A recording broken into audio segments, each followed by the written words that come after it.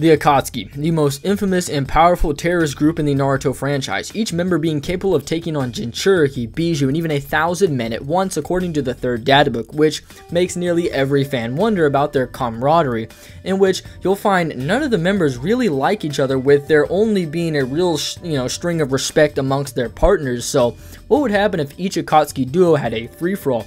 But I guess I do want to give a shout out to TG and Six. They did this video, but it was for the individual members. It's on TG's channel, so shout out to him. But we're going to be doing the duos. And yes, I said we because I got my boy Sage. So yeah, you can go ahead and introduce yourself and line a bit of the premise if you'd like. Yo, what's up, guys? Sage here. So happy to be back on the channel. It's always a good time, you know, whenever I get to team up with Virtue and tackle a topic. So I'm excited, and basically the structure of what we're going to be doing today is just like it sounds. We're going to be putting the Akatsuki duos against one another in a free-for-all style battle. Now, they are going to be in their standard forms with standard intel, in character, and a neutral battlefield. So we want to make this as fair as possible for everyone. And the duos we're going to be having are Kakuzu and Hidan, Sasori and Deidara, Kisame and Itachi, and then Pain and Konan. And then we're also going to throw in Obito and Zetsu. Now, we're going to be really considering how they're going to interact with one another, you know, sort of in character, what decisions they would make off rip, who they're going to want to fight, etc., etc. So there are a lot of interesting dynamics going on here, and I'm really excited to dig into it. So, Virtue, do you have any, thoughts about how this thing kicks off? I mean, yeah, I think we both agree that we kind of just put Zetsu and Obito in here because they're pretty simple to talk about. I mean, basically, this is how it is. Now, weirdly enough, I actually don't think they go for anybody off start because it's kind of led by Obito, so it's a matter of his decision, right? But I actually think Pain and Konan will go after him, and the Konan part's kind of obvious because she never really trusted Obito, but what many people don't know is Pain. Pain actually forces it to rain extra heavy on a Sunday when it's not supposed to, you know, rain at all, when Obito comes into the village. This is how Konan knew about the Kamui timer, because of the Rainmaker Jutsu, which is described in the data book, for Pain to basically be able to sense every single drop. So, you know, Pain obviously did have a rivalry with Obito, and I think that Pain wouldn't want to, you know, test, or I don't think Obito would really want to test Pain. He doesn't really want to test Itachi, simply based on his now more lazy, you know, laid-back type of nature after the Minato fight, where he suffered a lot of injuries and was severely hurt, so now it's like, okay, he's gonna take a chill pill and sit back. But, you know, our two primary rivalries, I think, to, you know, set the fate of the beginning would be Hidan and his disdain for Pain, and then Deidara and his annoyance towards Itachi, which would likely force their respective, you know, partners to also engage those opposing duos. And I guess to begin with, Kakuzu and Hidan versus basically just Pain. The fight should have wrecked basically instantly, leaving me to conclude that, like, while Kakuzu is pretty strong in my opinion, being a character, you know, capable of combating and holding maybe an advantage on like Kakashi, Konoha's strongest jonin through multiple scuffles and taijutsu, such as when like Kakuzu gripped Kakashi and, you know, tossed him to the floor, or when, you know, Kakuzu was able to get back up from Kakashi's, you know, Raikiri and then intercept his, you know, with a kick and whatnot. And basically, yeah, Kakashi was charging another Raikiri. However, this doesn't directly scale above a peak Raikiri Kakashi in speed, seeing as Kakashi only took one, maybe two steps ahead, leaving virtually no time for the Raikiri to build up his speed, and Kakashi still seemed to be focused on Hidan rather than the dude he just killed who's dead on the ground. This could be emphasized more when, like, accounting for the fact that Kakashi was still able to react to all of Kakuzu's hearts, including the Lightning Heart, which does still have some higher power showings than what some may believe, seeing as it did actually equal out a double Raikiri.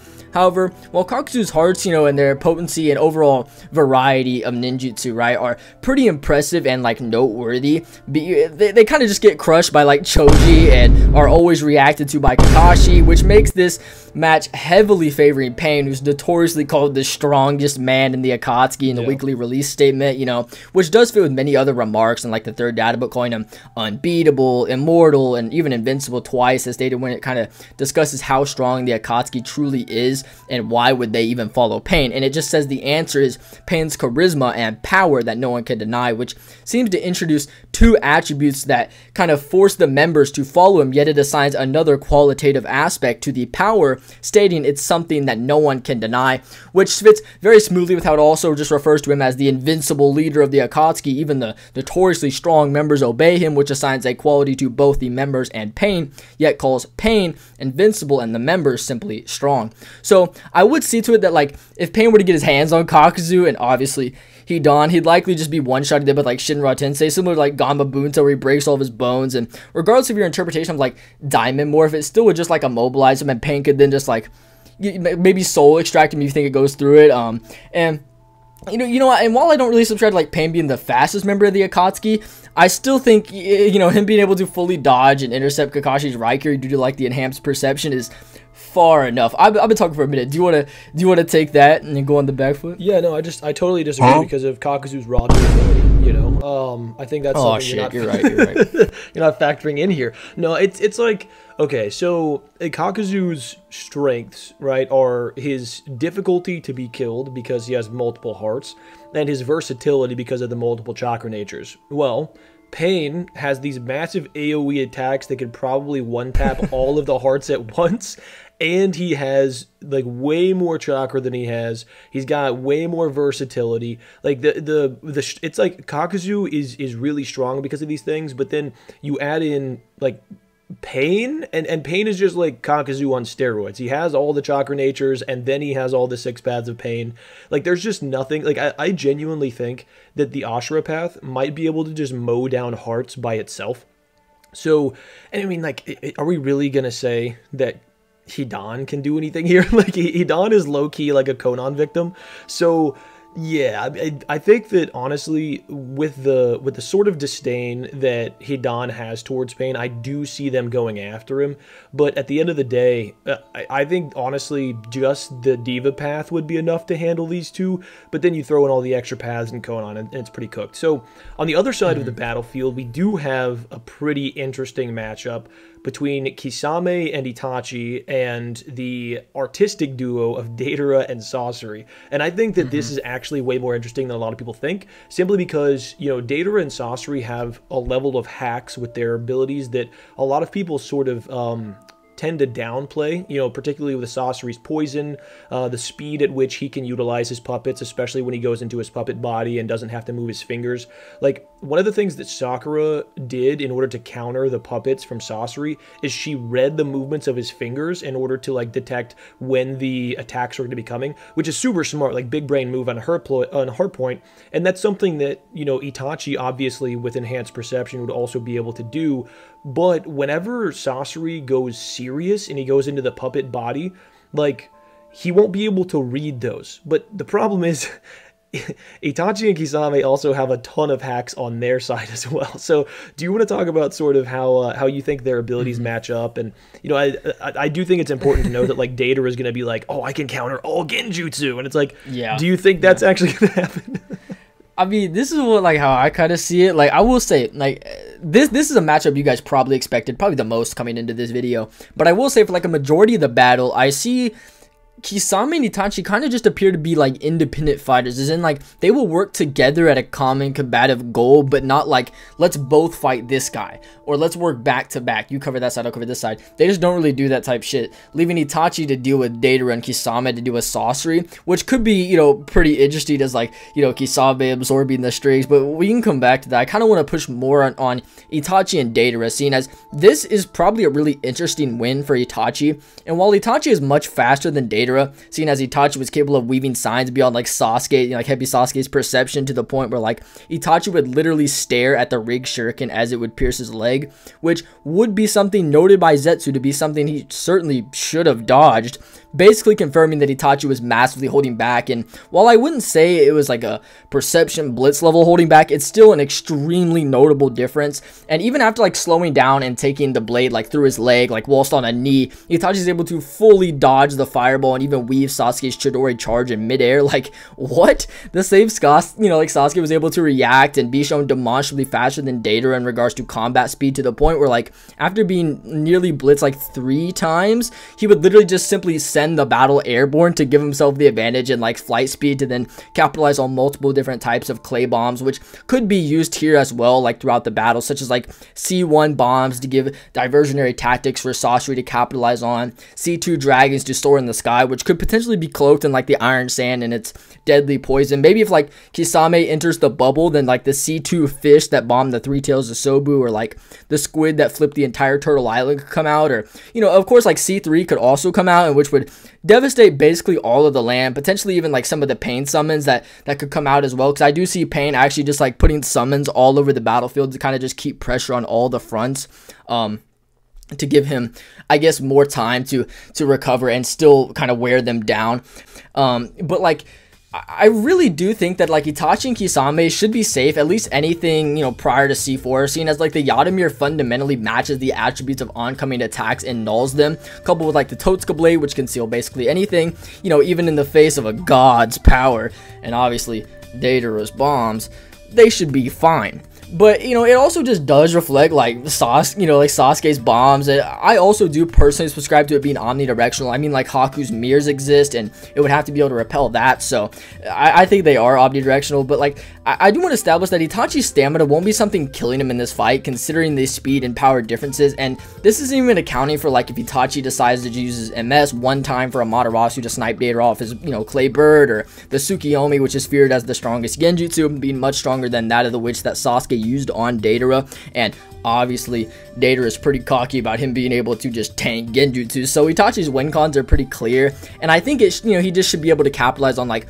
multiple different techniques without using the MS, such as like his basic fireball, which rivaled even like the peak of Konoha through the Uchiha clan in the novels, and it stayed to be in a separate league of fire style than everything else in the 10-year anniversary guide. But like he also just has like the the fire style Phoenix flower jutsu that can even harm like perfect Jinchuriki Killer Bee, which could always be something to note, where like he might even be able to like detonate the bombs with the flames. But I wouldn't quite say this, seeing as Deidara kind of emphasizes each bomb having like a respective type of chakra and whatnot, which is kind of interesting, because it's like C3 chakra is going to be into this clay, which could imply that it's not like blown up by fire, like if it was gunpowder or something.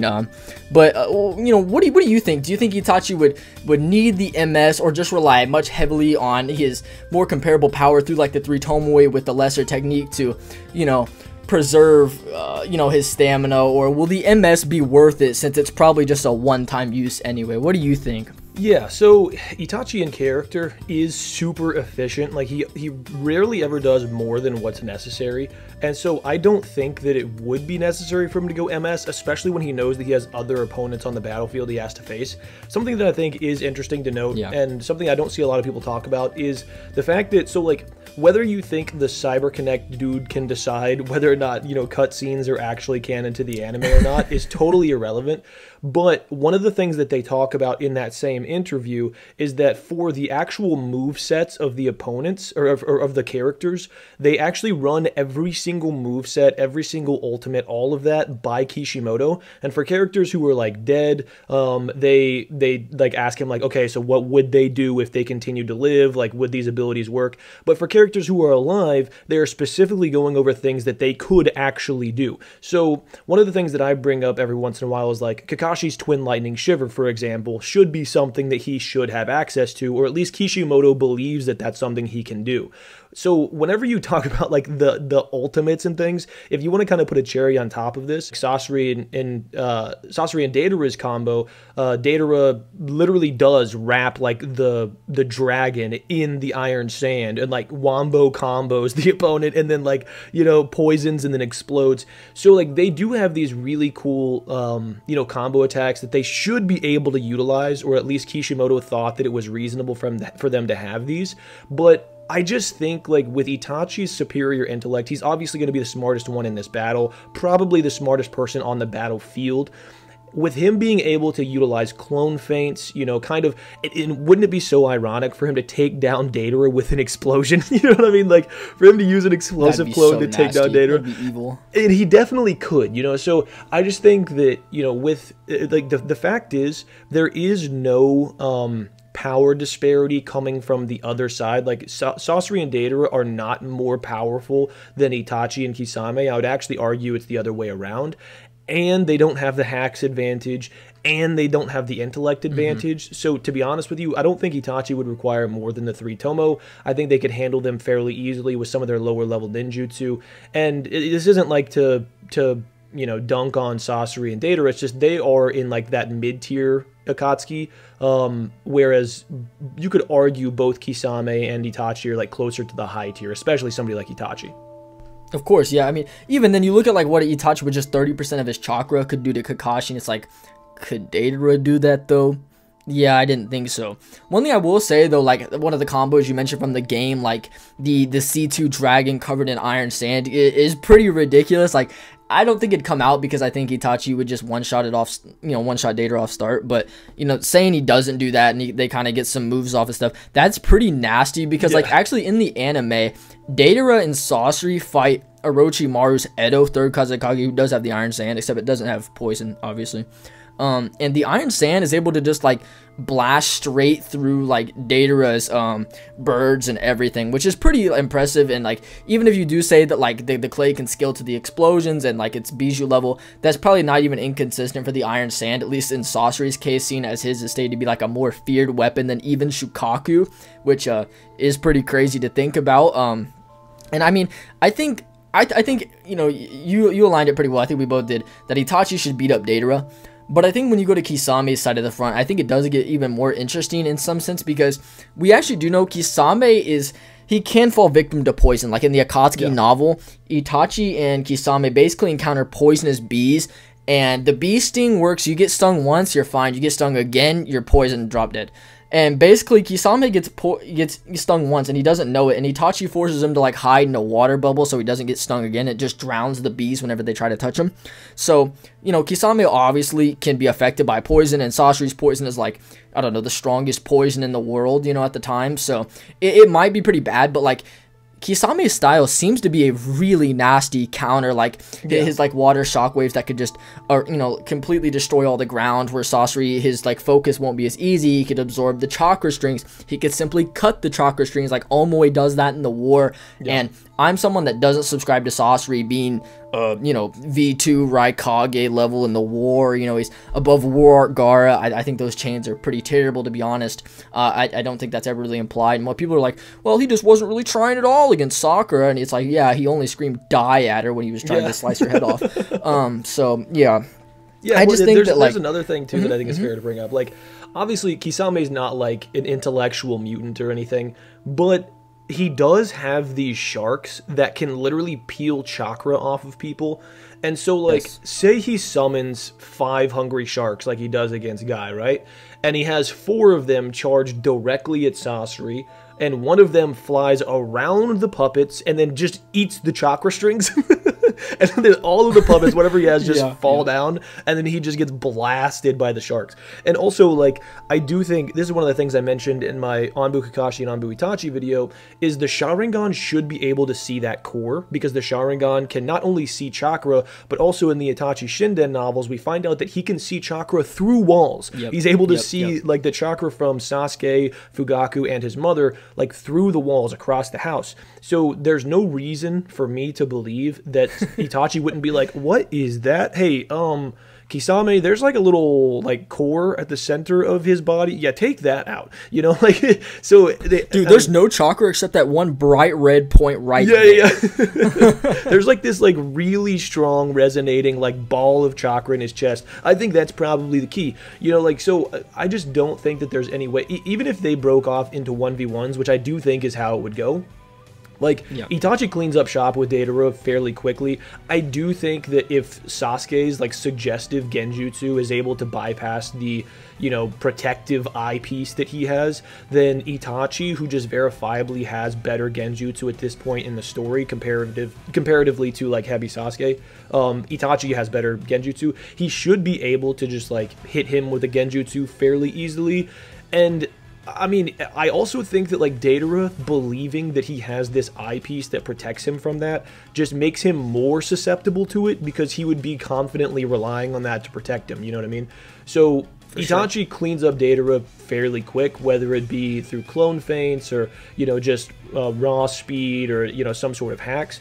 And then if Kisame hasn't just like boloed Sasori by that point in time, then you have a situation where it's like arguably the strongest dude in the Akatsuki plus Kisame, who's got these massive AoE attacks and can just like hard counter anything Sasori has, and then like Sasori's chilling there with his puppets. You know what I mean? Like it's just not good for absolutely. them. Even then, one thing you mentioned was the 5 hungry sharks. Well, he also has the 1,000 hungry sharks, and a lot of people don't know how this jutsu works, but we do get 2 explanations in 2 different mediums for how it works. And basically, Kisame fires a bullet, or he sets a bullet somewhere, and all the sharks go towards the bullet to eat the bullet. So that's why when he puts it on Guy, you don't really notice it. In the anime, if you like slow the anime down, he does throw a right hand tiger up. So you could say that's what he fires it, but either way, it gets on Guy, and that's why they all just literally like come out of like almost like a tsunami to all chase him down. So you could say like, what if he just attaches it to the core after Itachi points it out, and they all just flood towards it like Kisame. He also, one thing about the shark bomb is it absorbs chakra, but Kisame can also get inside of it. Yeah, people don't know this. He can use like a little one to overpower base Guy, and then to like save himself chakra, he gets inside of it and swims away. He gets inside the shark bomb, which is something weird that nobody really brings up. So, I mean, I think we're both in agreement that Itachi and Kisame would beat up Deidara and Sasori actually kind of quickly, just based on how it's stylistically lined up. Yeah, and obviously, I also think like one of the advantages that Sasori tends to have is like a numbers advantage if he brings out the 100 puppets. But it's like 100 puppets versus 1,000 sharks. More for Kisame to steal, basically. Yeah, exactly. More string for him to take. Yeah, and that's something you guys have to realize is, you know, chakra has potency, right? You know, that's just a very clear thing. You know, Kushino is born with a particularly powerful chakra. Madara was born with a particularly powerful chakra. There's octopus flavored chakra, nasty chakra. Yeah, you guys get the point, right? And this would be something that, like, say Kisame absorbs some of Deidara's bombs and that chakra, or he absorbs the strings. He does just get stronger. He just gets stronger. He could always go fuse form, especially when we move on to this next match where we see him actually facing off against Pain. But to first establish that, before we go back to, okay, could Kisame fuse or what's Itachi doing? I actually want to say that I don't think Conan's going to be doing too much. Me and Sage were talking about this a little bit before the call, but it seems to be that, like, Conan always just obeys Pain's move, and I could see her intervening if Pain were to get really hurt, but I don't see her being another combative focus alongside Pain. It'd be more so that she's flying in the air, watching things out to see what happens. I don't think he'd actually force her to go combatively, and it's like, okay, you know, whatever. If she enters in at the end, then either, in my opinion, Kisame could also probably just one-shot her. But, you know, I assume Sage probably holds a similar opinion. But, you know, if we just go to, like, okay, Kisame and Itachi versus Pain, I guess to firstly establish Itachi's stamina. Like, Itachi with only 30% of his chakra and no Mangekyo was able to use 2 Genjutsu clones, a Fireball Jutsu. The anime even has, like, a higher interpretation for Itachi, you know, like, so it gets pretty bad. And Itachi also did fight Kisame in the games before he even went to outlast Heavy Sasuke, which is pretty consistent and gets more impressive as well. When going back a little further to like part 1, where Itachi used 3 Tomoe Genjutsu, used clones, water bullets, Tsukiyomi twice, and a Amaterasu, without any mention of, you know, fatigued and whatnot. With Kisame still implying they should have stayed and fought Jiraiya with his power, talking about Itachi's Mangekyo. So I think Itachi has multiple ways to interpret his stamina without just saying 2.5 in the data book, he sucks. I think it's not so cut and dry like that. Like, the Amaterasus he was using against Sasuke are clearly just terrible. He uses, you can interpret it as 5, 3, or 2. Me and Sage both fall on 2, but it's still really impressive. He just drag shots an entire thing of Amaterasu across the roof, and you could tell he's clearly not even trying to really hit Sasuke. And if something like that were to come out, it'd be pretty detrimental. He has that, you know, a lot of other tactic as well. You put Kisame here, who could be using the water bubble, things like that. It can get pretty nasty, especially when you consider Pain's reserve, and then Kisame could just be taking that. And yeah, Pain can also absorb chakra, but I don't think it's to the rate that is going to just be overpowering Itachi and Kisame. if you know what I mean. Yeah, well, and it's like, in what situation is Pain going to be absorbing chakra, right? Like, it's going to be, okay, if the Amaterasu lands on one of them, maybe the Predapath comes over and absorbs it. Or, like, if, you know, Kisame fires a massive, you know, sort of AoE-style water attack, then, yeah, the Predapath maybe jump in front and absorb it. But what that's going to do is that's going to leave, you know, the Predapath at, like, a standstill. So, if we have a situation where, you know, let's say Kisame fires like a bunch of, you know, hungry sharks at him, and then he starts absorbing them. He's totally stationary. We know for a fact that Itachi, again, is like a tactical mutant. So who's to say that he doesn't, like, do the whole, like, burrow underground thing, pop out of it, and then it's just an explosive clone that just nukes him right there? Like, there's a million different things that they could do. We also haven't even mentioned, not only the, like, we mentioned the Amaterasu, but we haven't even mentioned the actual Susanoo abilities. Like the Totsuka Blade and the Yatamir are going to be a massive issue, because I don't know where you fall on this. I know that we've talked about it briefly, but like the Shinra Tensei statements versus the Yatamir statements, I mean, you can argue it either way. I just think that typically whenever you have like an ultimate offense versus an ultimate defense, it's safer to side on the side of the ultimate defense, especially if there's not some sort of actual statement or showing to give the offensive attack the advantage, or like if there's some sort of property, I guess. So I guess if I was arguing for the Shinra Tensei over the Yatamir, I would say it does talk about like how it like blows away ninjutsu, like can nullify ninjutsu.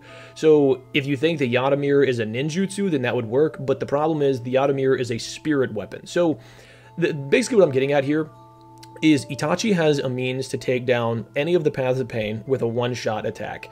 Kisame is also sitting there with these massive AoE attacks. What happens if he fires the Super Shark Bomb and then Pain tries to counter with a Shinra Tensei and it just eats the chakra from the Shinra Tensei and then just nasty. Like, you know what I mean? So their arsenals are just, like, while I do think, you know, I've put this out here many times before, I do think in a 1v1, Pain beats Itachi, but the fact that they'd both be going into this with similar levels of, like, freshness, because I don't think Itachi's going to have to use, you know, really any high-level ninjutsu in the opening rounds, and the same thing with Pain. Like, I think the most taxing thing he'll do is, like, throw out some animal summons.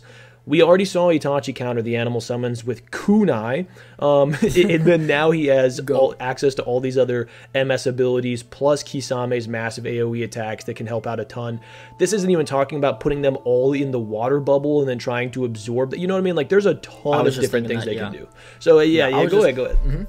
No, I was just thinking, I was like, I could actually see Pain. He's like, all right, let me spit out, like, let's go 3 and 3 paths. And I could just see Kisame just putting them in a bubble and just flying around and eating them up. Like, he can use, like, I'm pretty sure they're bones. They basically look like that. They come out of, like, his fins on the side, and he just stabs them in and absorbs chakra, you know what I mean? Like, what if he does that and just takes the rod receiver chakra, you know, like, out that's being transmitted into the body? Like, is that just, like, a direct flow of chakra he's going to be getting? Like, we don't know. It's also like, okay, did these poor individual paths have to be able to stand up to fuse Kisame in a 1v1? I'm like, well, they are really crazy. I'm actually someone that hypes Pain up quite a bit. Like, you know, watch my last videos, going crazy there, but I just don't think it's that likely. And then you put Itachi and you're like, okay, he has the Susanoo, Yatamir, Totsuka Blade. These are called something that, you know, even in the face of a god's power, you know, all attacks, you know, physical, material, from an astral body or ninjutsu, all are made meaningless. And it also calls it the strongest ocular ability.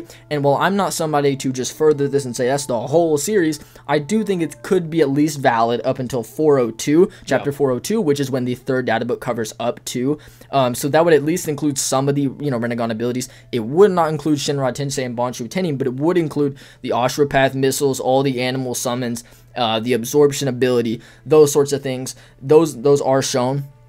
So I think there's a clear precedent set that the Susanoo could just be above those. Taking it to even be like greatest ocular ability could put it also just above Itachi's other ocular abilities, being the strongest physical attack, the Amaterasu, and the strongest genjutsu, the Tsukiyomi, which is pretty telling because those are also just kind of wanked off a lot in the series. So I think it's kind of an unfortunate match for Pain. I said this a lot. It does suck that Konan has to be his partners in a lot of these matches because she just can't offer much help. You know what I mean? It's like, what is Konan? Wait, what do you mean, bro? She's Obito level. What are you talking about? Oh, yeah, you're right. I totally forgot that she actually almost killed Obito. her 600 billion paper bombs in 10 minutes, double his timer to phase. Yeah, I do hear that though. I get those in comments and stuff. But no, I mean, I definitely think, I just think it's pretty clear that Itachi and Kisame should come out with a win. I think that like Pain might try to, he can't even like. So here's the thing. I want to bring this up. He might be able to bring out the animal path summons, right? But it's like, okay, what do these do? He has all the animal path summons and all the paths out. This is a kind of a bad strategy because it weakens most of them because there's more chakra being utilized, less to be focused on each one. So it's not like, okay, when the Pains goes down, they each get stronger until you get to Tendo, who's the strongest path, right? But this is the problem, is if you get down to Tendo, he's getting jumped. And it gets pretty bad because one thing Pain, of course, I'm someone that subscribes to Itachi beating Pain in a 1v1, you know. And I think it is a really close fight. I think one advantage Pain has that nobody really talks about is the fact there is 6 of them. So if you do have one-shot abilities, you can't just one-shot him. You know what I mean? But once you get to Tendo, it's like, oh, okay, that is possible now. And then you're like, okay, what's Kisame doing? He's jumping him as well. Kisame's also a monster. He might even be stronger than when he entered into the Deidara and Sasori fight due to the chakra being absorbed and stuff. So while I think like multiple abilities like fireballs, you know, Phoenix Flower, jutsus, large scale water style like the shockwaves and stuff, those could be pushed back or absorbed. But I think things like, okay, once you get out the Totsuka Blade, you know, Yadamir, Amaterasu, Tsukiyomi, just absorbing chakra in general from Samehada, maybe if he goes into the fuse form and then focuses to jump the Devo or Tendo with Itachi, then I think it becomes a pretty clear win for Itachi and Kisame. Yeah. And this is where we say like, okay, could Obito come back in? And it's like, in my opinion, I actually don't think he will, because he's pretty aware that Itachi is sick and is going to die. And I think he'd just be like, yeah, no, this can't happen. And he'd just leave him alone. And if you say so, then I think that like Itachi would be pretty fatigued. I think he's going to have to use a lot of MS abilities against Pain. So I was like, yeah, okay, then I guess he can come in and beat up Itachi. I'd say that's fair. But otherwise, I definitely conclude with that being the way this duo free-for-all plays out. What do you think? If you guys are like, oh my god, they're coping, they're not bringing Obito in, they know he's an Itachi victim. It's like, no, he does have like all of the means to take them down. And if he really did want to participate, what he could do is just like one at a time, slowly but surely pop in and out of the Kamui dimension, pull Hidan out, and then, you know, Kakuzu gets folded, you know, pop up behind Kisame, warp him into the Kamui dimension, like just throughout the entire battle, just like kind of sneak attack everybody. Do what he did against Torne, where he comes out of their legs, rips them back in, and then just goes away. Exactly. Like he has so many different ways that he could go about this. We also don't even like have to mention the giant like wood style AoE attacks that he does have access to, because like I don't even think that he would need those here. But if he does end up fighting against Kisame and Itachi, I mean, it's just one of those things where like what are they gonna do? Like I know that people have talked about, you know, how Itachi versus Obito is a close fight. So like you would assume that throwing in Kisame would like tip the tides of war in their favor. But keep in mind, this is a massively fatigued Itachi, and even if you want to say that like Kisame absorbed a bunch of chakra along the way, cool. Like he's not anywhere near Obito's level. So yeah, it would just. I think that they don't really have like much to go off of here if they do end up facing Obito. But again, it is in character for him to just be like, you know what, it's not worth risking my plan to fight these guys. You guys win, you know? Yeah. No, I completely agree. I mean, I think Itachi at full power, like at peak, could be an Obito rival. I go into that in the video about that. Or if you want to learn more about Itachi's overall skill, and I do have a 40-minute analysis just solo on him, you guys could check out. But other than that, make sure you guys do also go check out Sage's channel. It should be in the pinned comment or in the description. Makes fire content popping out and all that good stuff. You know, I'm over there too. So if you guys you just love me, then you guys can go there too. He has many other great videos. And yeah, have a great day, great night wherever you are. God bless and love you guys.